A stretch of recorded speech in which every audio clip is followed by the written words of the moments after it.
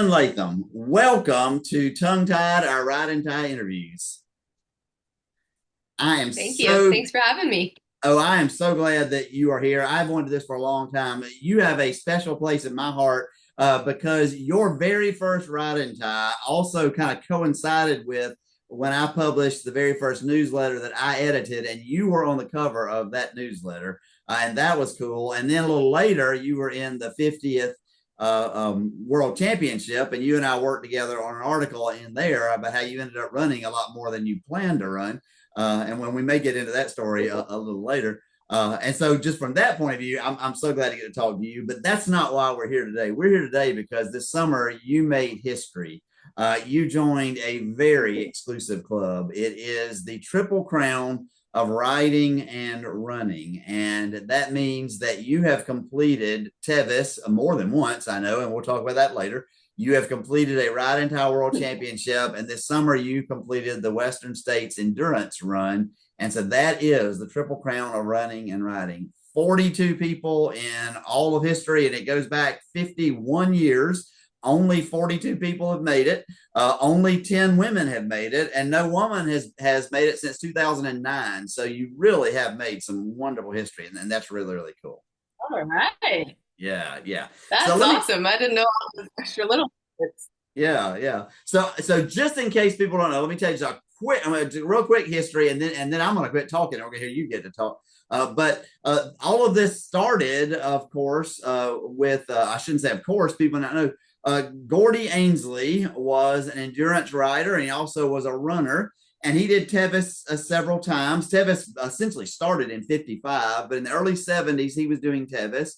And in the legend is, I couldn't track this down whether this is true or not, but in '73, he got pulled at mile 29 and he decided to finish out running, and he ran the rest of it just for the fun of it.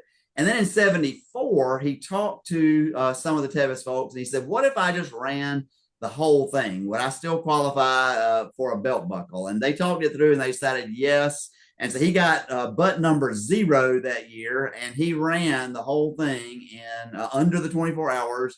And really, that was the impetus for what became the Western States Endurance Run. He also, in that same time period, was already doing the Ride and Tie World Championship, which had started in 1970. I think '72 was his first one, and he had some success. At least a couple of times he finished second in there, and maybe even did. I don't know that he ever won one, but he did pretty well. And so that really, in 1974, without it being an official thing, he became the first inductee into that club. And then, as I mentioned, this year you became the 42nd. So tell me just a little bit about how that feels to you, what that feels like to you now. Yeah, I mean, especially when you kind of lay it out like that, it makes it even cooler in my head. I knew I was the 42nd or 40, I couldn't remember exactly. I knew I was in the early 40s person to become one, and not very many women. So, of course, super stoked to be part of that. But man, yeah, when you lay it out like that, and it's been less than one person a year has Yeah. joined the group. So it is really cool to kind of step back and think about it like that. So yeah, excited, honored to be a part of it. Yeah. When did you first become aware this might be a thing, or maybe that's why you did the Western States? Have you done the other two? I don't know. Tell me. Yeah, actually, I really didn't know that, the triple cripple, I guess people call it jokingly the Yeah. triple Yeah. cripple, the triple crown. I didn't really know. I of course knew about all three events, but I didn't know that like I mean, it was a thing that it had a name amongst, the horseback riding, ultra running world, until a good friend of mine, Patty O'Leary, who in the running world, he runs for North Face, and he's a fast runner. I met him early on when I moved back to Marin County, California in 2020.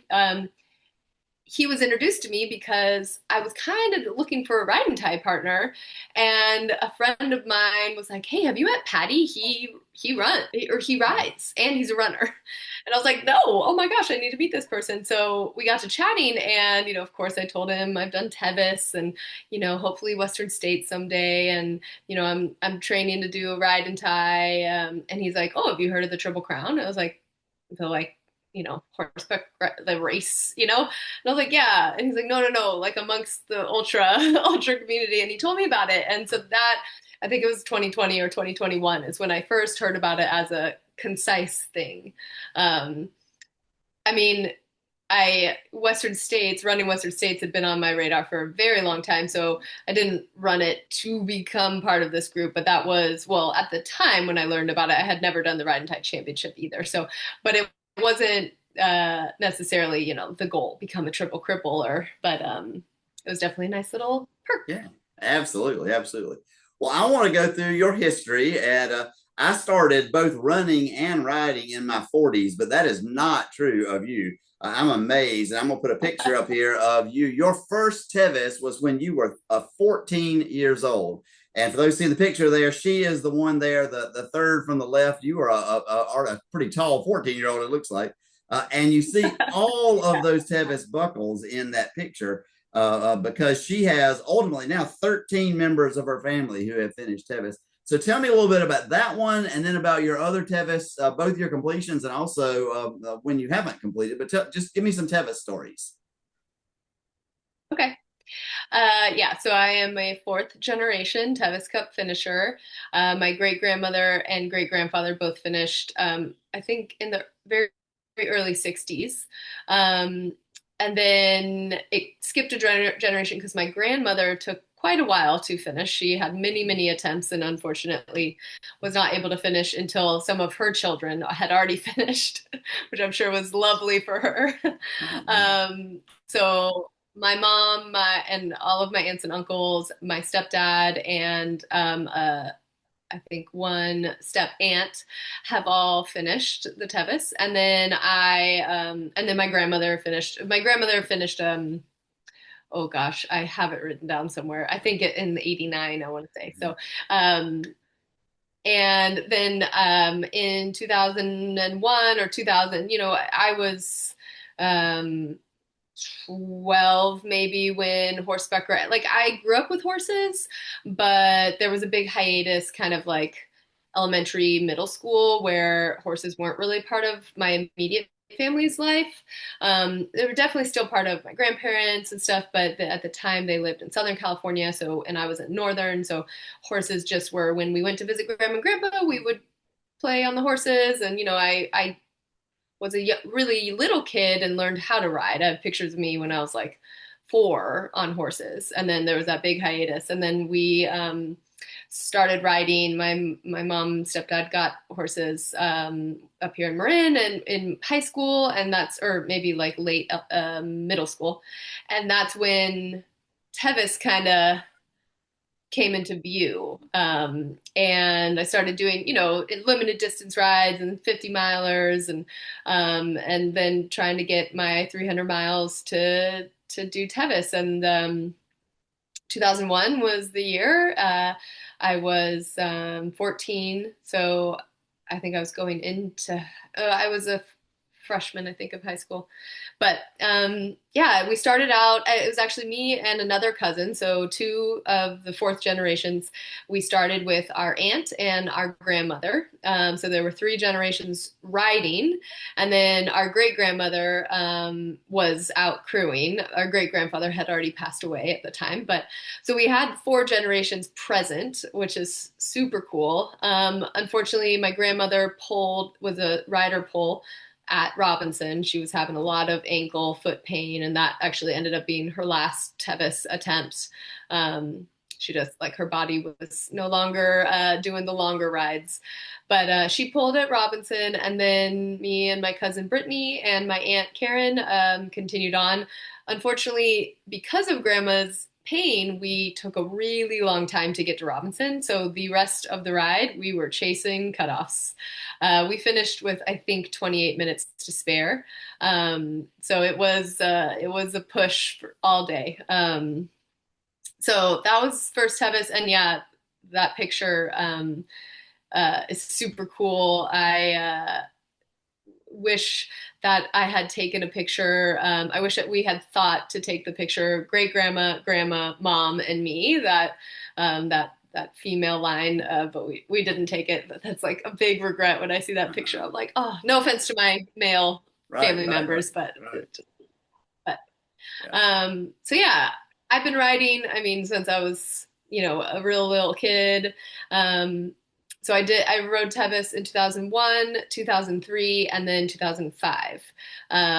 So those are my three. My first two, I was a junior. So I was 14, 16, my first 2 years. So I had to have sponsors. And then my last year, I was 18. So I didn't have to have a sponsor. I started with my mom, but unfortunately my mom pulled I want to say a Red Star, and then I was able to, for my first year, able to just continue on without anybody, which was liberating and terrifying all at the same time. And I ended up finishing 14th place that year, which, my mom's always like, oh, if you hadn't waited for me, because I probably waited maybe 30 minutes at Red Star, I probably would have top 10. So there's always that little like, oh man, could have had top 10. But I do have the fastest finish and the highest finish in my family. There we go. So I've got those bragging rights. And up until this year, my aunt also has three completions. So I had three completions and I was 3 for 3. So I had only attempted Tevis 3 times and finished 3 times. And my aunt had attempted 5 times and only finished 3 times. So I had the like slight leg up on my Aunt Karen. But this year I did attempt Tevis for the first time in 20 years. And unfortunately, we did not finish. So now me and my aunt are pretty much leveled out, both with three completions. But it's fun in our family. We have a lot of, we give each other a hard time, and, bragging rights are a big deal. And so there's a wall actually at my grandparents' house. We kind of call it the wall, or the Tevis wall. And it's basically, if you have finished Tevis, your Cougar Rock photo is on that wall, or if you didn't go over Cougar Rock, one of your photos from Tevis is up on that wall. And so I don't, bragging rights on like, well, we're both up on it 3 times, but I've only done it 3 times, and no longer got that. But Great, great. Yeah, yeah. This year was tough. I should say I was pushing you from afar to go to Tevis and then to maybe try to come to the World Championship that was in the East Coast this year and try to do the Triple Crown in 1 year. Although you already had that was after you got the Western States, and I was following the virtual Tevis stuff. And when you got pulled, oh, I was so disappointed. Not as much as you were, I'm sure, but it was tough. Yeah, yeah. But that's part of the sport, isn't it? yeah, Yeah. So let's.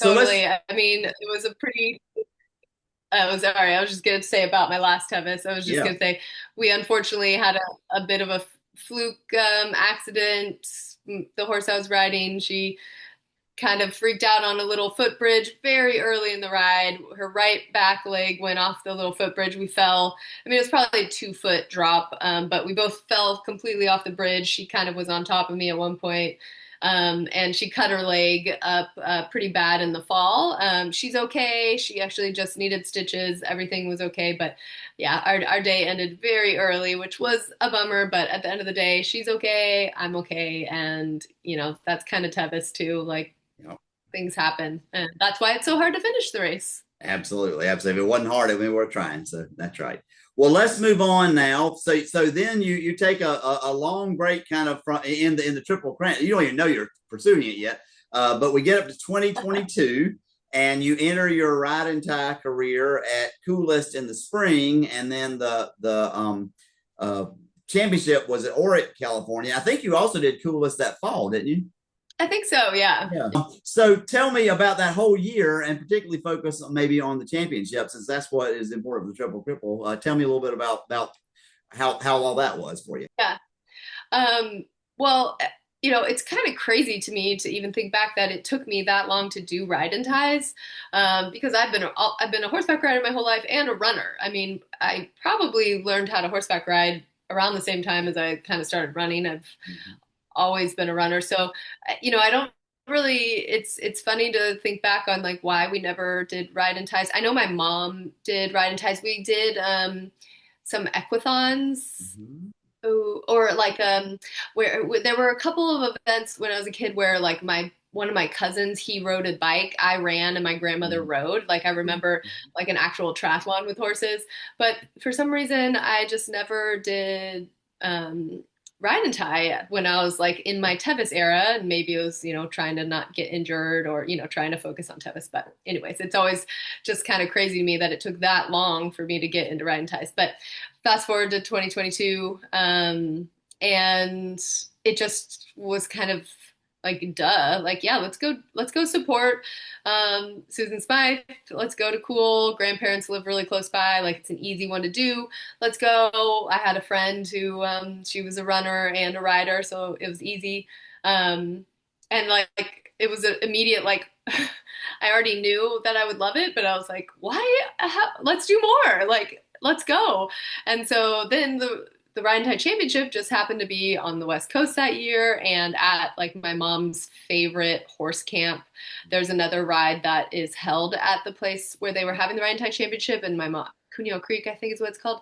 And my mom loves that ride because of the location. And so she's like, we should go do the championship, and it can be a family thing. Like, Bob, my stepdad, can, maybe do the equithon with my stepbrother and like all this stuff. And we had family friends come. So, yeah, that's how it was kind of just very natural. Like, let's go. This is fun. And, it was still, it wasn't crazy COVID time, but it was still like, okay, let's go be outside as much as possible. And so it was an easy, thing to do, being outside. And then, yeah, so unfortunately, I don't remember why, but my ride and tie partner, who I did the coolest ride and tie with, she couldn't come to the championship, and Patty O'Leary couldn't come. And I didn't know anybody else at the time who could be my partner.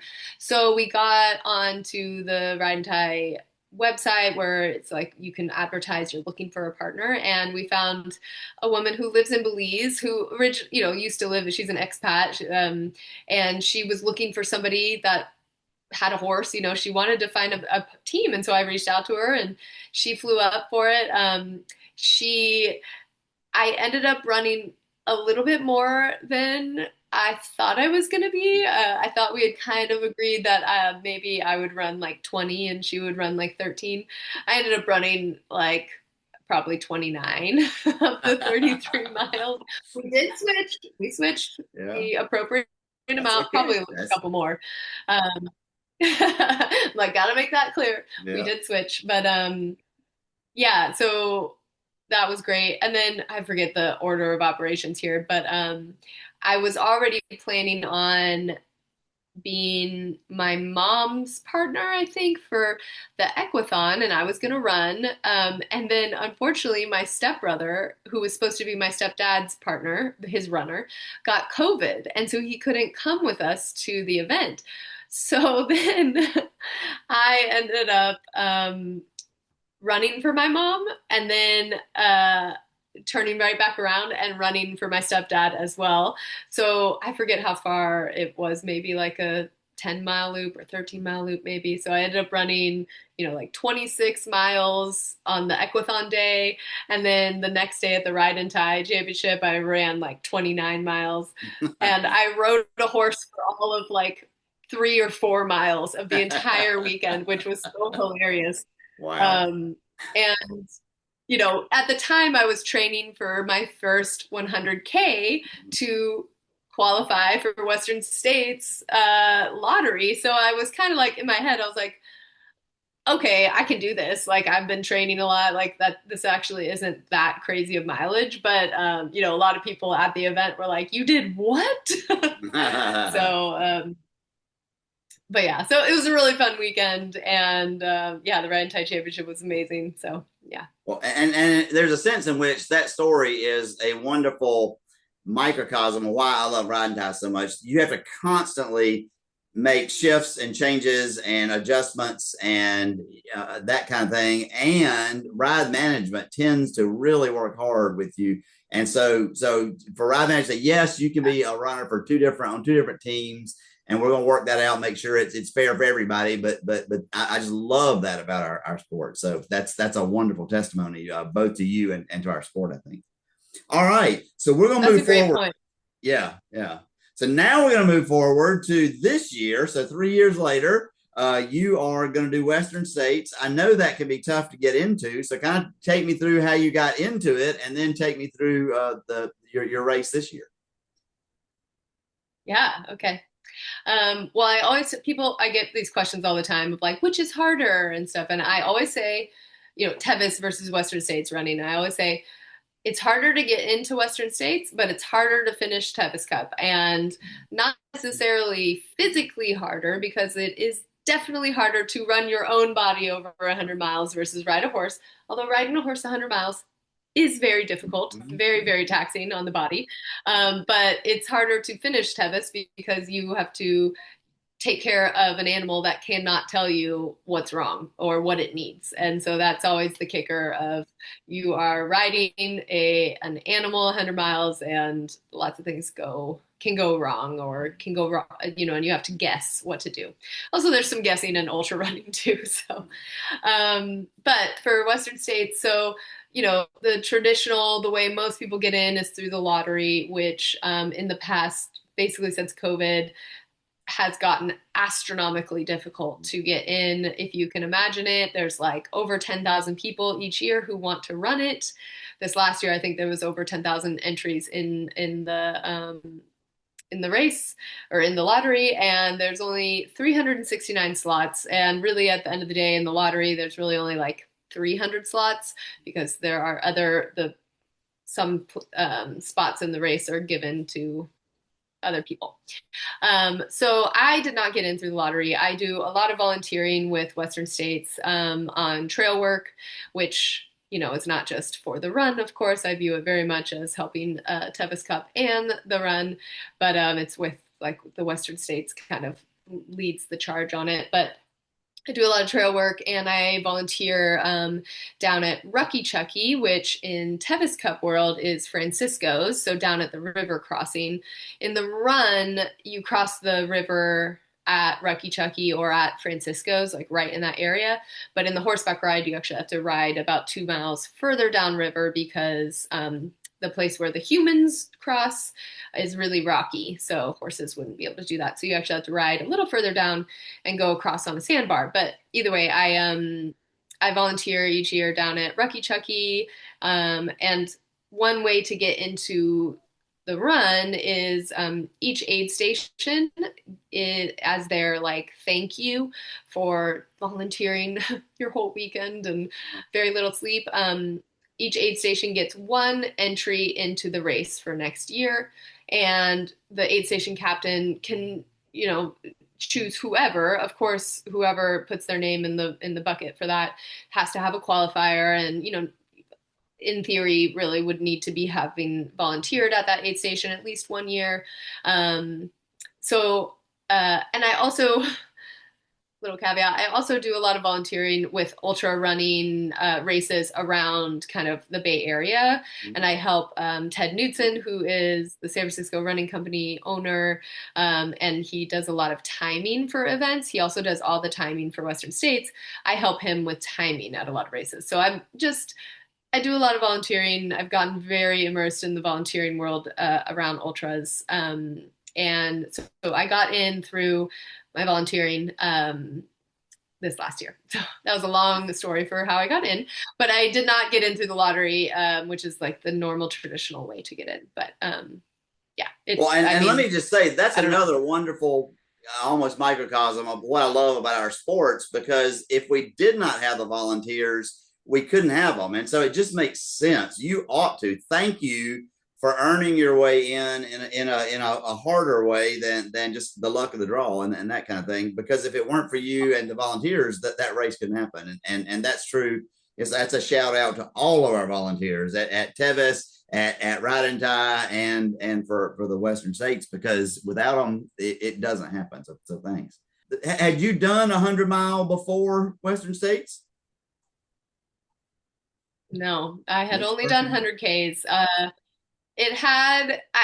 I did want to do a 100-miler before, but I was signed up to do a 100-miler the last year, but because of some injuries and stuff, I dropped out, because I was like, or I didn't even start, because I was like, not worth it. Like, it is what it is. A part of me wanted my first 100 to be Western States, but I wasn't, like, if I could have ran this other 100, that would have been good experience and whatnot. But yeah, this was my first 100. So after I left Forest Hill, it was brand new territory, and wow, it was crazy. it was like a wild, just a wild ride. Like every single human emotion possible I experienced. I am all my friends know like I'm very obsessed with like Western states and the horseback ride and the run and just the trail and the history of it. And I like just love it so much. And running Western states was really, really important to me. And leading up to it, if you had asked me, like, are you going to be like, how do you think your mood is going to be at 85 miles? I would have been like, oh, like, I'm sure I'll be hurting and it's going to be very hard, but I'll still be joyous and, you know, relishing the fact that I'm running Western states. Well, that ultra brain, like at mile 85, I was hating it. I loudly proclaimed many times how much I hated Yeah. it and that I was never doing it again and that I couldn't wait to be done. I never was going to DNF. I mean, the only way I told my crew, the only way I will not finish is if I have like a bone sticking out of my body Yeah. and like I have Yeah. to go to the hospital. But like I will, I really wanted the silver buckle, but I told them like ultimately the most important thing to me is to finish and it doesn't necessarily matter what time. And of course if I'm not going to get the silver then I'm going to need a little time to kind of mourn that, but I will finish. And so but at mile like 82 or something, whatever aid station that was, oh man, the thought of DNFing right there was just bliss, like pure dopamine in Yeah. my brain thinking about stopping and lying down on one of those cots that's over there and just sleeping. At one point, I took a spill, probably at mile, I don't know, like in the 80s. I took a spill and I'm laying on the ground, and it was one of those like pathetic falls where like it's almost like slow mo, and you can't get your arms out to help you. You just kind of like plop onto the ground, and I'm laying there like my head is just in the dirt, and there's just like grime and like rocks on my face, right? But I'm just laying there and I'm just like so comfortable. And I told my pacer, I was like, I'm just gonna stay here for a little bit. Like there's this pillow right here and there's like a rock in my temple. I'm like, it's so nice. And my pacer's like, no, we're gonna get up. Like, come on. But I just like it was just bliss to be horizontal. And the Yeah. last like 10 miles, all I could think about, like it wasn't even thinking about finishing. It was thinking about like how excited I was to lie horizontal on the turf when I finished. Like, Oh, wow. and Yeah. it's such a weird, it's weird to think back to that because of how important running Western States was to me. And like, I imagined and fantasized about my finish line time and like how it would feel and how emotional I'd be. Nah, I mean, I, all I could think about was just finishing and lying down, like I was in such a fog. And, and everybody who's done 100 milers or done Western States who I've told this story to, they're like, yeah, that sounds about right. Like, you're not really with it. You're the most of the time that fantasy of like finishing and being just like, oh, I'm so happy and, oh, tears of joy. It's like, no, that's not going to happen. You're going to be like tears of like joy because you just are going to go lie down. Yeah. So Yeah. it was an amazing experience.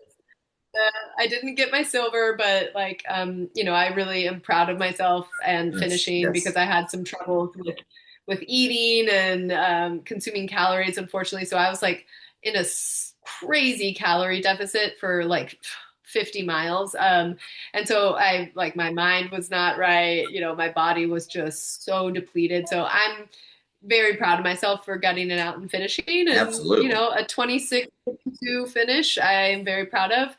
Absolutely. However, unfortunately, going into it, I was very hopeful to be one and done. Like I wanted my silver, and then I just wanted to volunteer and take it easy on ultra running. But I said if I didn't get my silver, I would have that desire, Okay. and yeah, I'm gonna do it again All someday for right. sure. So Well, that's funny. That was my yeah. next question was what's next? And now we know. So yeah, yeah.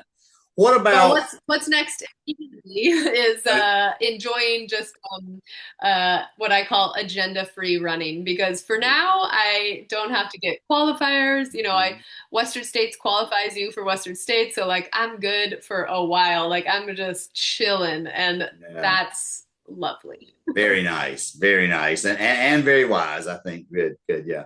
If we don't take time Yeah, to stop and enjoy, and we're just always pursuing what's next, that's a way to burn ourselves out. So that's great.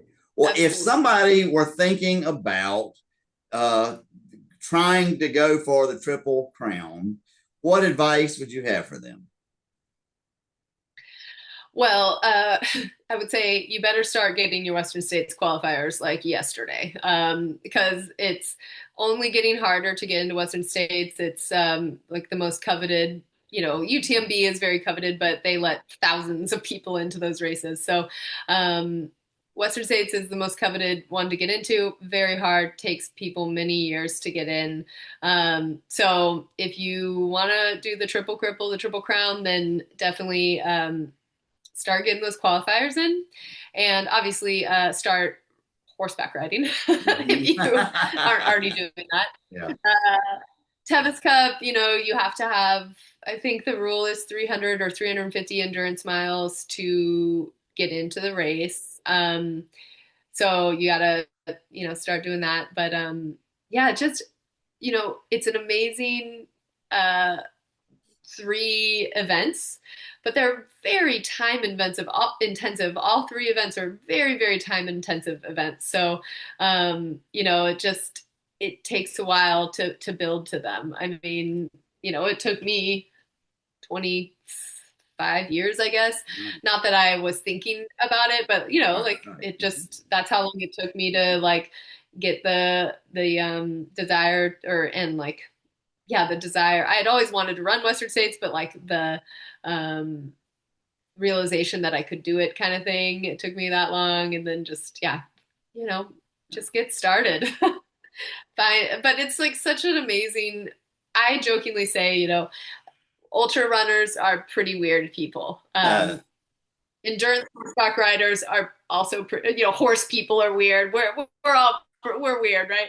And then Ride and Tie just like literally brings like the quirkiest of the quirkies together, and it is just the most amazing group of people, Ride and Tires. And so I just, even though it takes a long time to do all three. Get going, because you are going to meet some of the most amazing people, some of the craziest, weirdest, most awesome people you'll ever meet.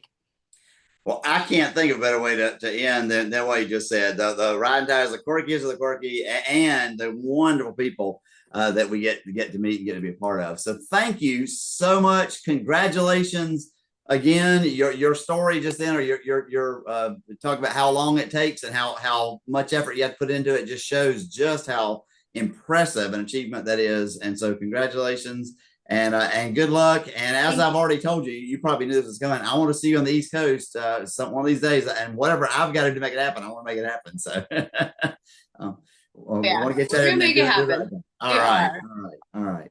Well, thank you for being on Tongue Tied, and hope to see you soon.